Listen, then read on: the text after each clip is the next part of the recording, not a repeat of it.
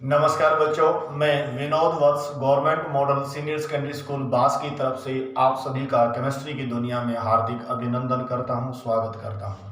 हम कर रहे हैं बेटा +2 क्लास की पहली यूनिट सॉलिड स्टेट, और आज हम करेंगे सॉलिड स्टेट की जो एनसीईआरटी बुक के अंदर एक्सरसाइज है उसके क्वेश्चंस को हम सॉल्व करने की कोशिश करेंगे। तो उम्मीद है आप लोगों ने यूनिट पढ़ चुके होंगे, और ये हमारी जो है वीडियो नंबर 16 है। तो इससे पहले वाली वीडियो को देख लीजिएगा, टॉपिक समझ में आ जाएगा। आज शुरू करते हैं बेटा एनसीईआरटी एक्सरसाइज, यानी कि बुक के अंदर जो क्वेश्चंस दिए हुए हैं उनको सॉल्व करते हैं वन बाय वन। तो पहला क्वेश्चन हमारे पास क्या है कि define from amorphous, give an examples of amorphous solids. तो क्वेश्चन नंबर हमारे पास एनसीईआरटी एक्सरसाइज में पहला क्वेश्चन है define from amorphous. Amorphous solids are those solids in which constituent particles are in random fashion, यानी कि there is no regular arrangement of particles in these solids. These are isotropic in nature. इसके जो examples हैं वो हमारे पास क्या आएगा बेटा, ग्लास है, रबड़ है और प्लास्टिक्स, इसके एग्जांपल्स होंगे। क्लियर होगी बात? Those solids in which constituent particles are in random fashion or irregular arrangement. Examples हमारे पास ग्लास, रबड़ और प्लास्टिक्स। अगला जो क्वेश्चन है वो है what make a glass different from a solids which as a quartz, यानी कि हमारे पास क्वेश्चन नंबर 2 के अंदर ये कहता है एक हमारे पास ग्लास है और दूसरा क्या है, क्वार्ट्ज। इनमें क्या डिफरेंस है? ग्लास जो है बेटा एक अमॉर्फस सॉलिड्स है, क्वार्ट्ज जो है वो क्या है, क्रिस्टलाइन। ये तो क्या है, क्रिस्टलाइन सॉलिड है और ये क्या है, अमॉर्फस। तो केमिकली दोनों की जो बेसिक यूनिट होती है ये रेत से बने हुए होते हैं, SiO2।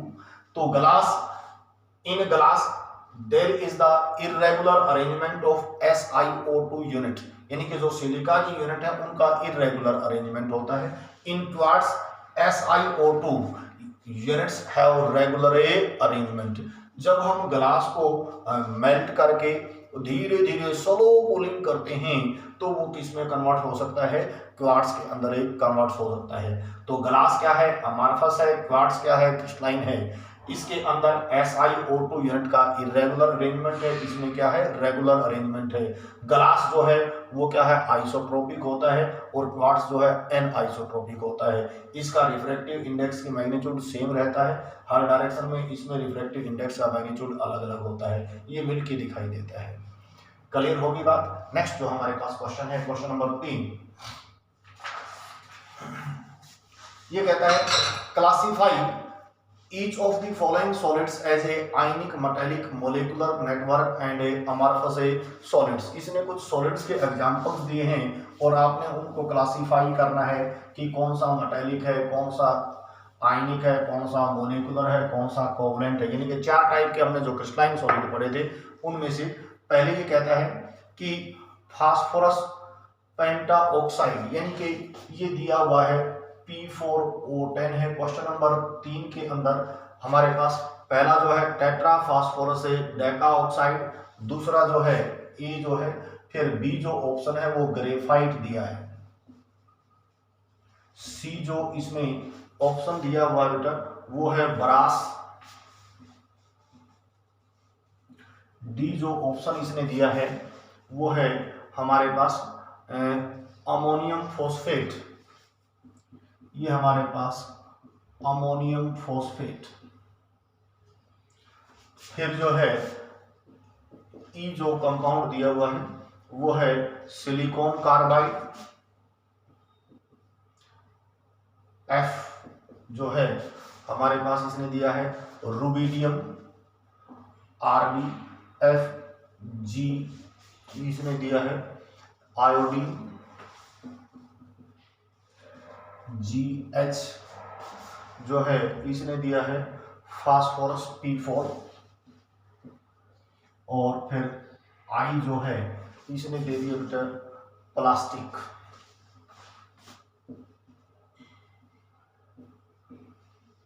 तो इनमें से हमने ये बताना है कि भाई कौन सा मोलेकुलर है, कौन सा क्रिस्टलाइन है, कौन सा अमार्फस है। जो क्रिस्टलाइन है उसकी भी 4 टाइप है बेटा, आयनिक होते हैं, कोवलेंट होते हैं, मोलेकुलर होते हैं, हाइड्रोजन बॉन्डेड होते हैं, तो मेटेलिक होते हैं। तो हमारे पास ये जो है P4A-O10, तो क्रिस्टलाइन जो सॉलिड थे उनके अंदर 4 टाइप थी। एक क्या था आयनिक, दूसरा कोवलेंट, तीसरा क्या था बेटा मोलेकुलर, और फोर्थ वन था मेटेलिक। तो यहाँ पे P4O10 के मोलिक्यूल्स हैं बेटा, उनका एक रेगुलर अरेंजमेंट होता है। तो फास्फोरस P4A-O10 किसकी कैटेगरी में आएगा, यानी कि मोलिकुलर सॉलिड है P4A-O10। इसके जो मोलिक्यूल्स हैं वो आपस में बंधे हुए होंगे। फिर जो है ग्रेफाइट, ग्रेफाइट किसके अंदर आएगा, कोवलेंट सॉलिड्स। यहाँ पे कार्बन एटम कोवलेंट बॉन्ड के थ्रू जुड़े हुए हैं। फिर हमारे पास क्या आ गया बेटा बरास, बरास जो होती है क्या है अलॉय होती है। तो हमारे पास बरास को क्या बोलते हैं, पीतल बोलते हैं, जिंक के अंदर टिन मिला देते हैं। तो बरास क्या आ गई मेटालिक सॉलिड है। फिर जो है अमोनियम फॉस्फेट, तो ये आयनिक है, एक अमोनियम आयन है NH4 पॉजिटिव, और ये PO4 है, यानी कि हमारे पास इसके ऊपर 3 यूनिट नेगेटिव होता है बेटा। तो ये नेगेटिव आयन है, ये पॉजिटिव आयन है, यानी कि रेगुलर अरेंजमेंट ऑफ कैटायन और अनायन है। तो इसलिए ये क्या हो गया आयनिक सॉलिड हो गया। Silicon carbide regular arrangement covalently bonded है हमारे पास है, तो सिलिकॉन कार्बाइड इसकी कैटेगरी में आएगा। रुबिडियम एक मेटल है, तो ये मेटालिक सॉलिड हो गया है। आयोडीन जो है मोलिकुलर सॉलिड्स के अंदर आएगा। फिर P4 जो है वो भी मोलिकुलर सॉलिड्स के अंदर आएगा। और जो प्लास्टिक है वो क्या है अमार्फस में कौन आ गया भाई प्लास्टिक्स। तो ये एक एक नंबर के क्वेश्चन हो सकते हैं बेटा इस प्रकार से। तो ये था हमारे पास क्वेश्चन नंबर 3। ना क्वेश्चन नंबर 4 की बात करते हैं।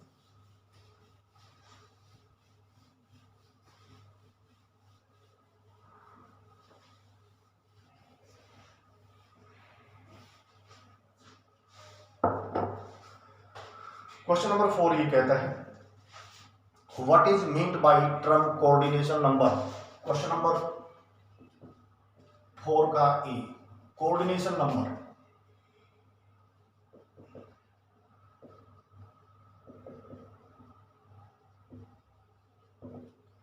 कोऑर्डिनेशन है number, total number of nearest neighbour, total number of A nearest neighbour of the central atom in the crystal lattice is called a coordination number। कहने का मतलब एक सेंट्रल एटम के चारों तरफ कितने एटम डायरेक्टली टच में हैं वो क्या कहलाता है उसका coordination number. It is the total number of nearest neighbour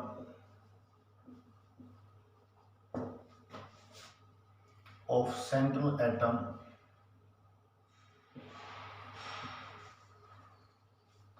in crystal lattice। Crystal lettuce के अंदर सेंट्रल एटम के कितने टोटल नियरेस्ट नेबर एटम हैं। For examples in NaCl each sodium ion is surrounded by 6 chloride ion and each chloride ion is surrounded by 6 sodium ion। So coordination number of sodium and chloride ion is 6:6।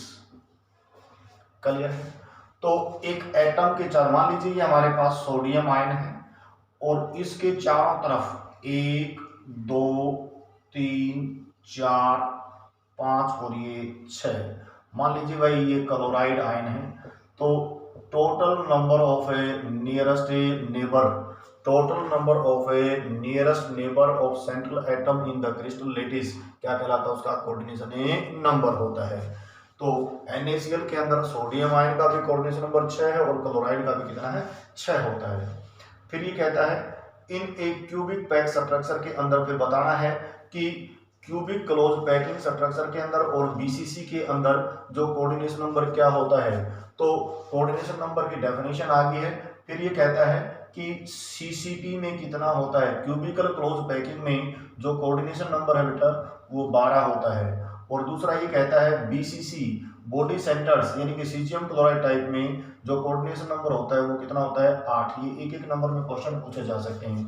यदि कोई NaCl का पूछेगा तो coordination number कितना होगा, 6:6, और यदि BCC पूछे तो बेटा कितना हो जाएगा, 8। यहाँ पे एग्जाम्पल जिसका सीजियम क्लोराइड जो है एक बहुत इंपॉर्टेंट एग्जांपल्स है। तो सीजियम क्लोराइड के अंदर कोऑर्डिनेशन नंबर कितना हो जाएगा, 8:8। और क्यूबिकल क्लोज पैकिंग स्ट्रक्चर जो है 3 डायमेंशन के अंदर, क्यूबिकल क्लोज पैकिंग का मतलब बेटा एक packing is said to be cubical close packing if it has a ABC type arrangement. तो उसके अंदर कोऑर्डिनेशन नंबर कितना होगा, 12 होगा। याद होगी बात। तो ये था क्वेश्चन नंबर 4। अब क्वेश्चन नंबर 5 जो है ये हमारा डेरिवेशन है। और क्वेश्चन नंबर 5 में ये कहता है कि what is the relationship between density and atomic mass. तो डेंसिटी ऑफ द क्रिस्टल्स के बीच में और एटॉमिक मास के बीच में इसने रिलेशनशिप पूछा है। क्वेश्चन नंबर 5 ये क्या कहता है, how can you determine the atomic mass of an unknown metals if you know the its density and dimensions of the unit cell. तो हमारे पास डेंसिटी का रो का फार्मूला क्या था बेटा, Z इंटू में m over Avogadro number into my A की cube. From this formula we can calculate the molecular mass. Molecular mass कैसे निकालेंगे, तो वो किसके बराबर आ जाएगा बेटा, रो इंटू में एवोगैड्रो नंबर इंटू में A की क्यूब ओवर Z। तो ये कहता है कि भाई किसी भी एलिमेंट्स या सबस्टेंस का मोलिकुलर मास कैसे कैलकुलेट कर सकते हैं, जबकि आपको डेंसिटी और बाकी डायमेंशन दिए हुए हैं। तो इस फार्मूले को यूज करके हम उसको कैलकुलेट कर सकते हैं। फिर ये कहता है क्वेश्चन नंबर 6 क्या कहता है, क्वेश्चन नंबर 6 के अंदर बेटा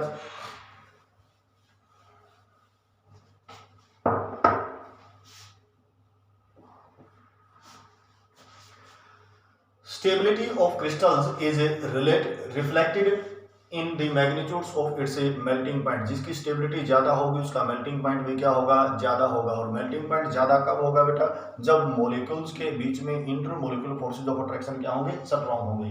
comment, collect melting points of the solid water, solid water यानी कि आइस दे रखी है, इथाइल अल्कोहल है, डाई इथाइल ईथर है और methane from the data book. And what can you say about the intermolecular forces of attraction. आपको 4 चीजें दी हुई है।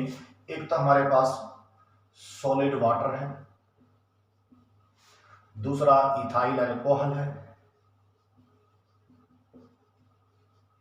तीसरा हमारे पास इसने दिया है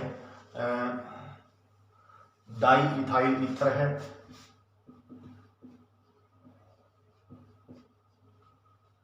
और फोर्थ हमारे पास है मीथेन है। तो यहां पे बेटा जिसके अंदर intermolecular forces of attraction strong होंगे उसी में पैकिंग ज्यादा होगी, उसी का मेल्टिंग पॉइंट क्या होगा, ज्यादा होगा। तो ये कहता है कि बताइए इंटरमोलिकुलर यानी कि मेल्टिंग पॉइंट जो है इस बात को रिफ्लेक्ट करता है कि भाई उसमें intermolecular forces of attraction strong होंगे। तो वाटर के अंदर जो है बेटा हाइड्रोजन बॉन्डिंग होती है। इस प्रकार से ये हमारे पास एक वाटर मॉलिक्यूल्स है, ये दूसरा वाटर मॉलिक्यूल्स है, इसके ऊपर पार्शियल पॉजिटिव और इसके ऊपर पार्शियल नेगेटिव, इसके ऊपर पार्शियल पॉजिटिव, इसके ऊपर पार्शियल नेगेटिव। तो इनके बीच में क्या बन गई, हाइड्रोजन बॉन्डिंग है। तो इसलिए इसका मेल्टिंग पॉइंट भी क्या होगा, हाई होगा। इथाइल अल्कोहल ये C2H5, H इस पे पार्शियल पॉजिटिव, इसके ऊपर पार्शियल नेगेटिव। तो ये हमारे पास H और H, तो इसमें सॉरी ये ऑक्सीजन आ गई, इसको इधर लिखेंगे।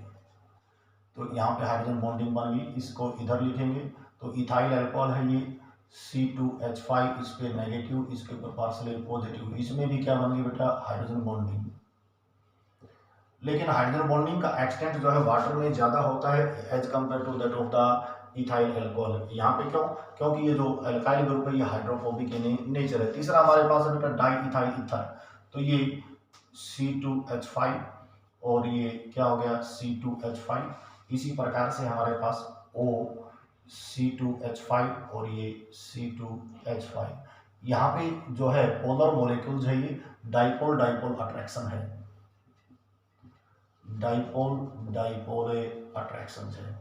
और मीथेन जो है नॉन पोलर मॉलिक्यूल्स है, ये मीथेन है, तो इनके बीच में वीक वैन डर वाल फोर्सेज है।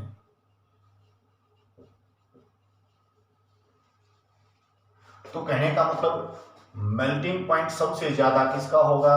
वाटर का, फिर किसका? इथाइल अल्कोहल का, और फिर किसका? डाई इथाइल ईथर का, और फिर क्या है वैन डर वाल मीथेन का सबसे कम होगा।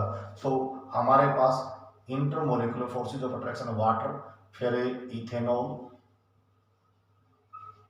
और फिर हमारे पास डाई इथाइल ईथर, और फिर हमारे पास methane.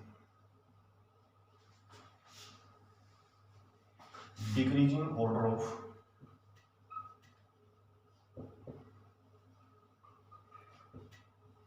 Magnitude of intermolecular forces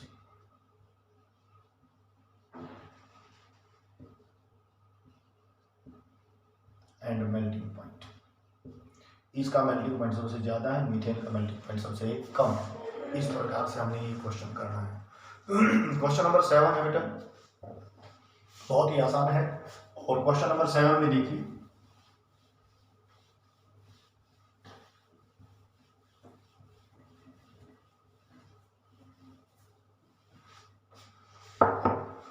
ये कहता है how you will distinguish between following. एक तो है हेक्सागोनल, क्वेश्चन नंबर 7 का पहला पार्ट है HCP और दूसरा क्या है CCP, क्यूबिकल क्लोज पैकिंग। इनमें डिफरेंस बताना है।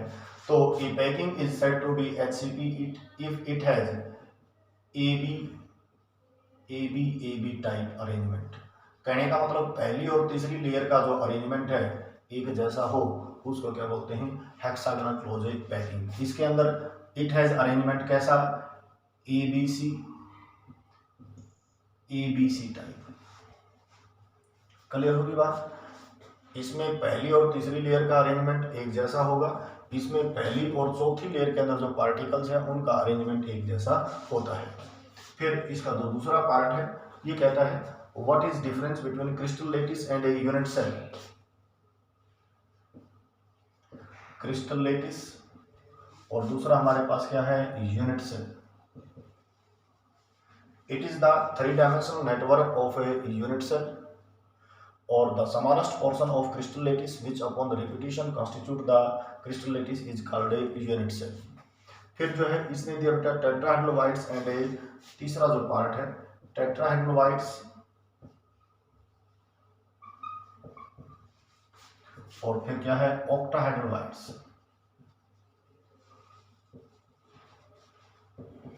डेफिनेशन देनी है empty space left between 4 atoms, empty space left between 4 atoms which are tetrahedrally arranged। मान लीजिए भाई ये हमारे पास 3 एटम हैं और 4th एटम इनके ऊपर है, इसको हम क्या बोलते हैं? टेट्राहेड्रोलाइट्स। ये जो है empty space left between 6 atoms which are octahedrally arranged, इसको शो करने के लिए इस प्रकार से 2 ट्रायंगल ऊपर नीचे दिखा दो, यानी कि 1 2 3 4 5 और 6। ये जो वाइड है इसको हम क्या बोलेंगे? ऑक्टाहेड्रोलाइट्स। क्लियर होगी बात? Empty space left between 4 atom which are tetrahedrally arranged, empty space left between 6 atom which are octahedrally arranged. ठीक है। इसमें कोऑर्डिनेशन नंबर जो है 4 होता है, इसका कोऑर्डिनेशन नंबर कितना होता है? 6 होता है। रेडियस ऑफ टेट्राहेड्रोलाइट्स जो है वो किसके बराबर? 0.225 to the radius of a atom होता है, और रेडियस ऑफ ऑक्टाहेड्रोलाइट्स किसके बराबर? 0.414 to the radius of a atom होता है। Number of tetrahedral voids per unit cell is double to the number of atom in the unit cell, यानी कि टेट्राहेड्रोबाइड की संख्या 2n के बराबर होती है, number of tetrahedral voids in the per unit cell किसके बराबर, n के बराबर होती है। तो इस प्रकार से नंबर के हिसाब से आप डिफरेंस दे सकते हैं। क्लियर होगी बात। तो ये थे बेटा हमारे पास 7 क्वेश्चन, इनको पढ़िएगा, बाकी क्वेश्चन जो है अगली वीडियो में करेंगे। आज इतना ही, थैंक यू। घर पे रहिए, सुरक्षित रहिए, पढ़ते रहिए। कोई भी दिक्कत है तो ये मेरा नंबर है 9813547787, इस पे फोन करते रहिएगा। ये वीडियो जो है आपको benzene chemistry bye Vinod works YouTube channel पे मिलेगी। चैनल आपका अपना है बेटा, लाइक कीजिए, सब्सक्राइब कीजिए और केमिस्ट्री पढ़ते रहिए। Thank you.